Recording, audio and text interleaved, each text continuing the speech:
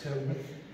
Χτύπημα στο σώμα από εδώ, κυρίως πάμε, έχουμε πει, να χτυπήσουμε εδώ που είναι το σηκώτη. Είναι ο βασικός μας στόχος, όχι ο μόνος, αλλά ο βασικός.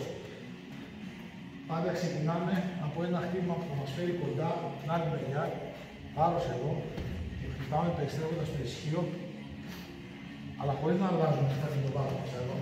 1, 2, 1, 2.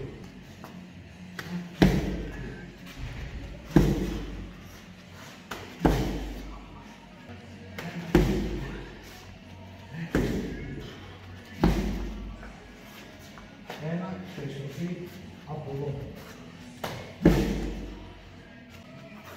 Πάντα χτυπάω ψηλά, σηκώνει τα χέρια και έρχεται το χτύπημα από κάτω.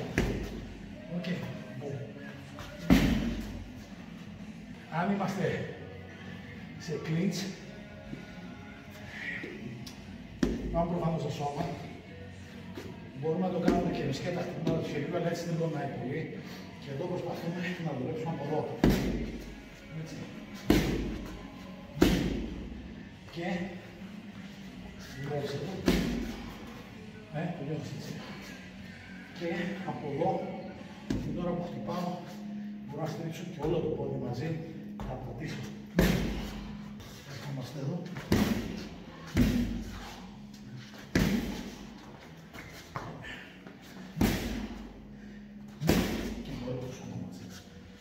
Μπορώ, είπαμε, ή με σκέτη έκρηξη από εδώ, είτε και πατώντας. Πατώντας εννοώ αυτό. Αν θέλω να χτυπήσω ευθεία, καταρχήν θα πάω να χτυπήσω σχετικά πιο ψηλά, κοντά στο διάφραγμα. Έτσι, που έχει κόβει την αναπνοή πάρα πολύ. Και εκεί δεν μου φτάνει απλά να κάνω αυτό, γιατί δεν θα το καταλάβει μάλλον. Θέλω να έχει πάντα, όταν θέλω να χτυπήσω στο κέντρο, θα βηματίσω προς τα μπρος, να έχει ως αυτό περισσότερο το όλο μου το βάρος. Άρα θα χτυπήσω εδώ και το κάτω θα είναι πάντα με το βάρος μου προς τα μπρος.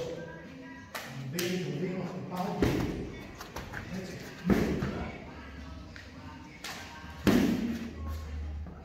Αυτό θα είναι, αυτό πραγματικά θα έχει εφέκτο. Το βάρος μου προς τα μπρος. Οκ, ένα, δύο. Το βάρος προς τα μπρος. Ένα. Και πάντα είπαμε, προσπαθώ να χτυπήσω λίγο πιο ψηλά. Τώρα δεν το κάνω για να μην φύγει έξω από την ασπίδα και τον βρει. Αλλά πάντα πατώντας μπροστά. Ψηλά, να μιλάμε.